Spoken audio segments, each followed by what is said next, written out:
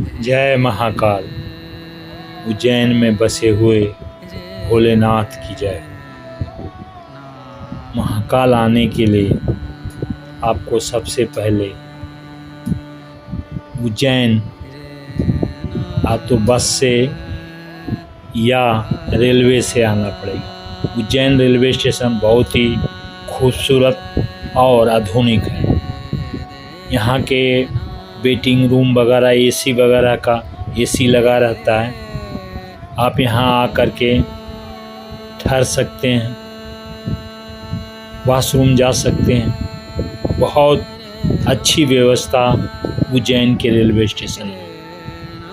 तो पूरे भारत से रेल कनेक्टिविटी है यहाँ पे उज्जैन का। फिर आप वहाँ से कार से या ई रिक्शा बहुत प्रचलित है। ये जो शिवलिंग है रेलवे स्टेशन के पास ही है, बहुत मनमोहक है। बिल्कुल उज्जैन रेलवे प्रांगण में स्थापित है। आप वहाँ सेल्फी ले सकते हैं और वहाँ से आपको महाकाल की मंदिर परिसर में जाना पड़ेगा। अगर आपने होटल बुक किया है तो होटल में बुक करके नहा धो करके फिर महाकाल का दर्शन कीजिए। उज्जैन में बहुत सारे आश्रम हैं, बहुत सारे 5 स्टार और 3 स्टार होटल हैं, लॉज हैं। तो आप ऑफलाइन या ऑनलाइन बुकिंग कर करके आप यहाँ आ सकते हैं। फिर आपको लाइन में लगना पड़ेगा। एक वीआईपी लाइन है जिसकी 250 रुपया लेता है और दूसरा फ्री लाइन है जो भारत माता के मंदिर के साइड से लाइन लगती है। ये देखिए जो नई कॉरिडोर बना है उज्जैन में, पहले ऐसी नहीं थी। अभी ये रात का समय का है। बहुत खूबसूरत कॉरिडोर बनाया गया है। इस पे करोड़ों रुपया खर्च किया गया है। इस कॉरिडोर से होते हुए आप मंदिर परिसर में एंट्री लेंगे और वहाँ पर आपको लाइन लगता है। अगर आप सैटरडे संडे आए या किसी पर्व त्यौहार के दिन या 3-4 घंटे लगते हैं, ऐसे 1 घंटा 2 घंटा में वहाँ दर्शन हो जाते हैं। तो आपको कैसे लाइन में लगना है? वीआईपी लाइन में तो 250 रुपये का टिकट है और आप जनरल लाइन, हम जनरल लाइन में लगे थे। देखिए हम लाइन में लगे हुए हैं। हमें 3 घंटा लगा भारत माता के मंदिर के परिसर से हो करके गर्भगृह में दर्शन जाने के लिए हमको करीब 3 घंटा लाइन में लगना पड़ा। सब लोग शांतिपूर्वक लाइन में लगे रहते हैं। मंदिर परिसर में पंखे हैं और महाकाल का लाइव टेलीकास्ट चलते रहता है। देखिए शिखर है मंदिर का, भारत माता के मंदिर की तरफ का। बहुत अच्छी व्यवस्था है और इसको और बढ़ाया जा सकता है। और ये देखिए भस्म आरती का दृश्य है। इसके लिए आपको सुबह 2 बजे से लाइन लड़ना पड़ेगा। और ये देखिए कॉरिडोर बनाया गया है, बहुत खूबसूरत कॉरिडोर है। मगर इसे आप रात में देखेंगे ना, बहुत सुंदर। उसके बाद उज्जैन में आप नवग्रह मंदिर है। ई रिक्शा से या अपने कार से जा सकते हैं। राजा विक्रमादित्य द्वारा बनाया हुआ नवग्रह शनि मंदिर जिसको कहते हैं। इनमें मंगल, बुध, राहु, केतु, शुक्र की अलग अलग मूर्तियां हैं। वहाँ से करीब 12 किलोमीटर दूर है महाकाल मंदिर से। यहाँ जाना चाहिए आपको नवग्रह की शांति के लिए। वहाँ पर बड़ी पूजा पाठ होता है, मंगल का निवारक होता है। तो अगर आप उज्जैन महाकाल का दर्शन करने के बाद आप नवग्रह शनि मंदिर जो विक्रमादित्य द्वारा बनाया गया है, आप वहाँ पे जा सकते हैं। और पूजा पाठ कर सकते हैं। पंडित द्वारा या बाहर लगे हुए स्टॉल से आप फूल, माला और जो मंगल ग्रह का, शनि ग्रह का काला कपड़ा होता है, पंडित जी वहाँ रहते हैं, आप उनके द्वारा भी मंगल ग्रह का, शनि ग्रह का, शांति का पूजा पाठ कुल दान दक्षिणा दे के करवा सकते हैं। वहाँ पर शुक्र ग्रह, राहु ग्रह, शनि ग्रह, मंगल ग्रह सबकी शांति की, बुध ग्रह के लोग जाते ही वहाँ पर ग्रहों की शांति के लिए। त्रिवेणी घाट बिल्कुल नज़दीक है, तो वहाँ जा कर के आप मंगल ग्रह की शांति या शनि ग्रह की शांति कर सकते हैं। ये परिसर बड़ा शांत और बड़ा साफ सुथरा और खूबसूरत है। देखिए, हर अलग अलग मंदिर छोटे छोटे बना गए हैं, उनमें कभी शुक्र का, कभी बुध का, राहु का, केतु का मूर्तियों का स्थापना किया गया है। आप वहां जा कर के अपने नह ग्रह की शांति की उपाय कर सकते हैं। शनि मंदिर मुख वहाँ पर तेल चढ़ाना बहुत ज़रूरी होता।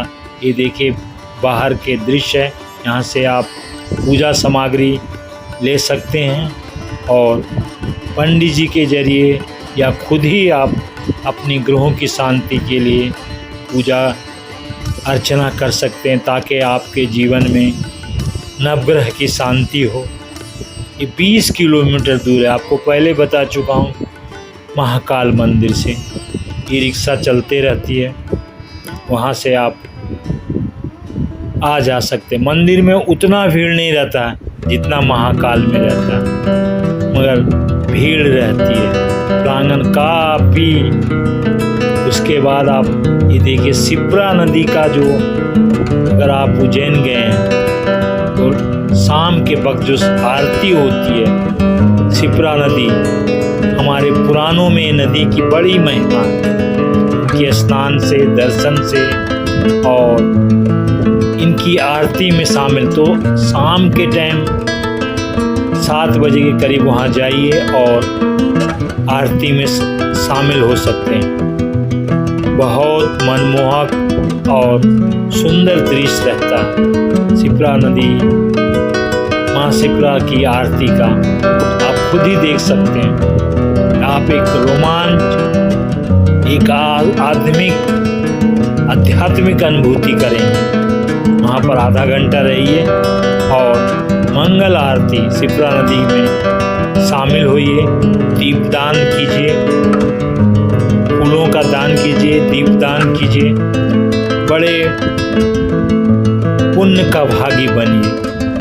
उज्जैन गए, महाकाल के दर्शन करने के बाद आप शिप्रा नदी का ये जो आरती है में ज़रूर शामिल होइए।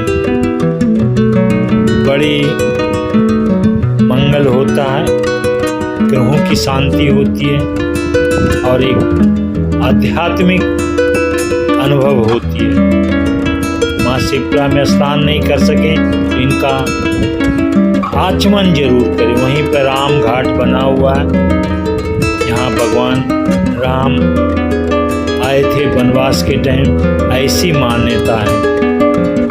मगर वहाँ का आरती सचमुच देखने लायक,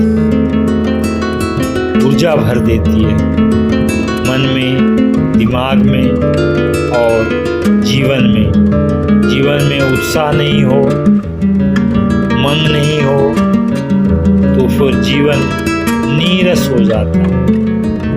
तो अपनी समय निकाल कर के जरूर ये आरती में शामिल हो और आध्यात्मिक लाभ जरूर लें। जब भी महाकाल का दर्शन करने जाएं तो ये शिप्रा नदी के किनारे जो आरती होती है, उसके बाद आप सेकंड वहाँ पर एक शक्ति पीठ है, आप वहाँ भी माँ सिद्धि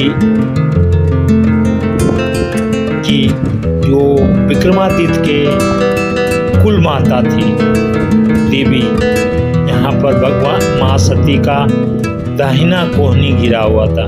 एक बहुत ही फेमस शक्तिपीठ है। कहते हैं यहाँ के शाम की आरती भी देखने लायक, और माँ हरसिद्धि माता जी का मंदिर है।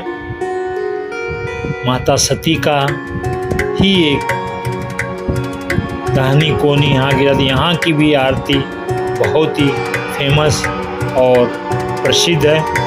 तो जब भी महाकाल की नगरी जाएं, इन स्थानों को देखने और आध्यात्मिक ऊर्जा लेने के लिए ज़रूर जाएं। और उज्जैन का जो कॉरिडोर बना है, तो हम वहाँ का दर्शन ज़रूर करें।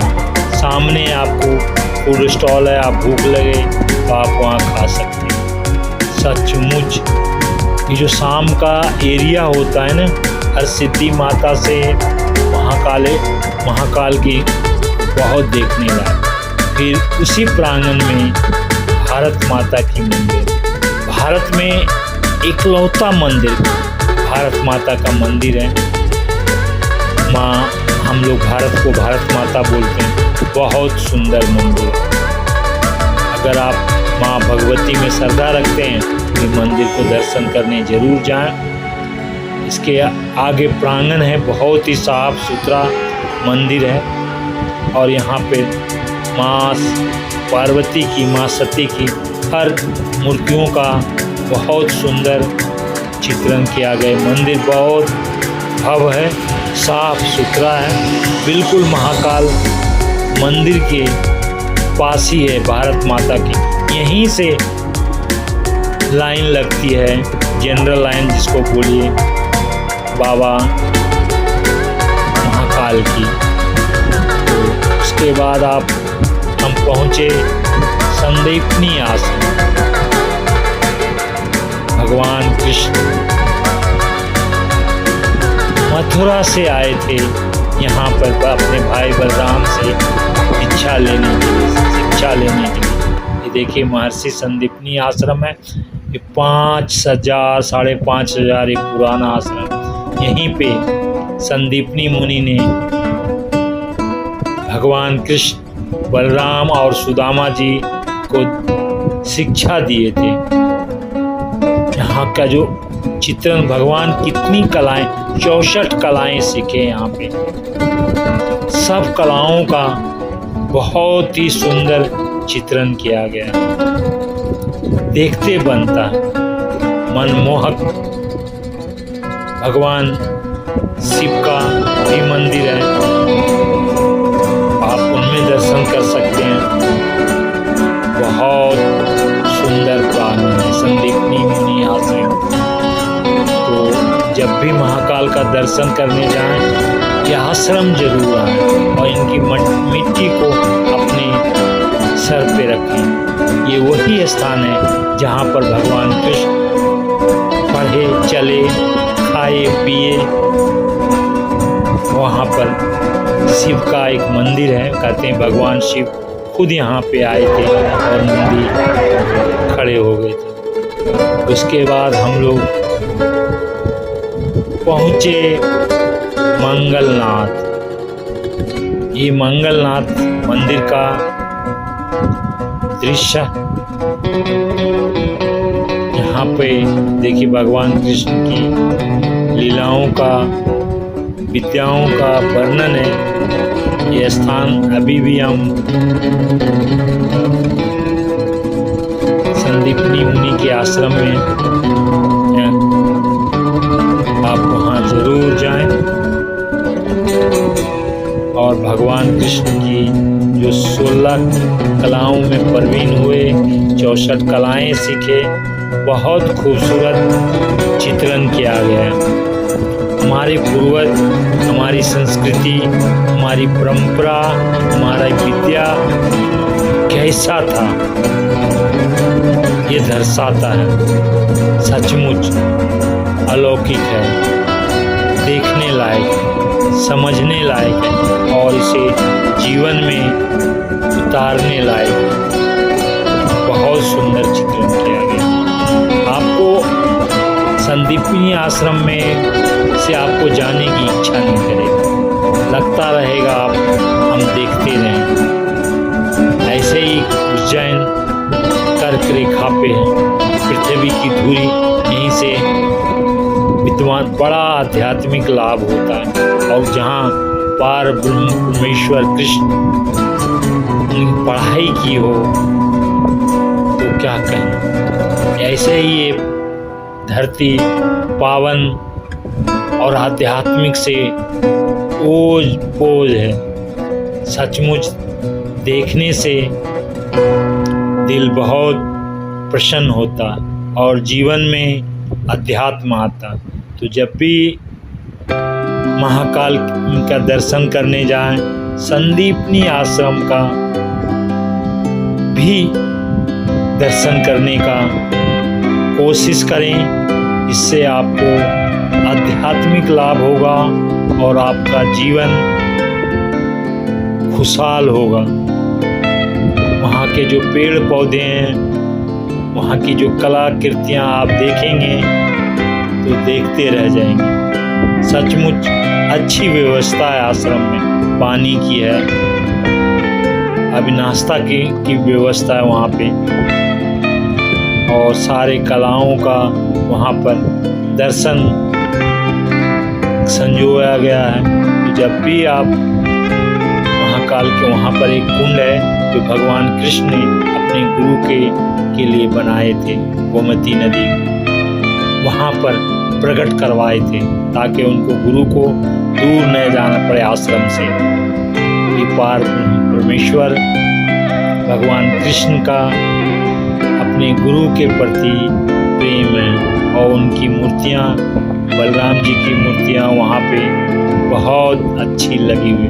आप वहाँ 1 घंटा रहें और अध्यात्म का, भोलेनाथ का, बलराम जी का और भगवान कृष्ण की यहाँ पर चरण पड़े, उसकी आनंद लें। और ये देखिए मंगलनाथ पहुँचा वहाँ से संदीपनी आश्रम से 2-3 किलोमीटर आप पैदल भी जा सकते हैं।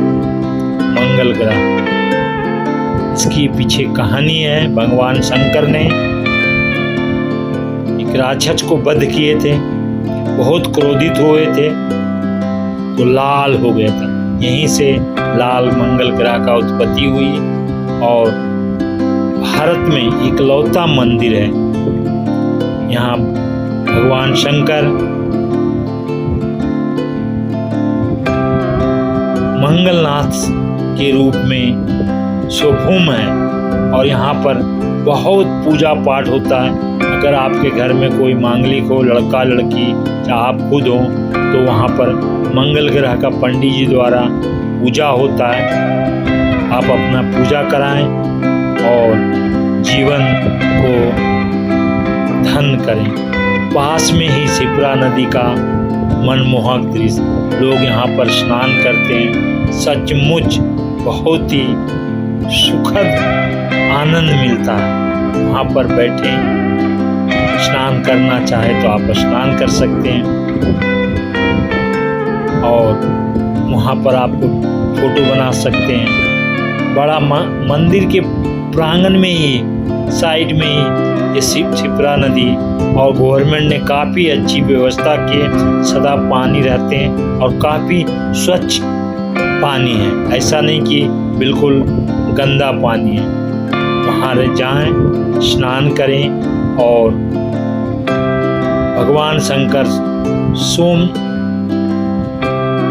बने हुए हैं, मंगलनाथ बने हुए हैं, उन पे जल अर्पित करें। और मांगलिक हैं कोई आपके परिवार के सदस्य तो पंडित से वहाँ का पूजा करें।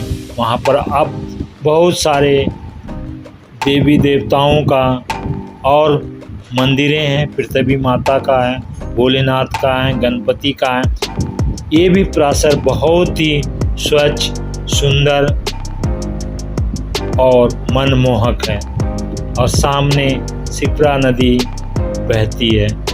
वहाँ पर ई रिक्शा से आप कहीं भी आ जा सकते हैं। दूर दूर से लोग यहाँ पे आते हैं और अपने मंगल ग्रह की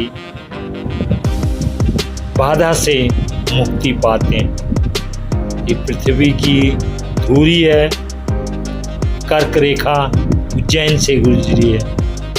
हमारे वीडियो को लाइक करें, चैनल को सब्सक्राइब ज़रूर करें।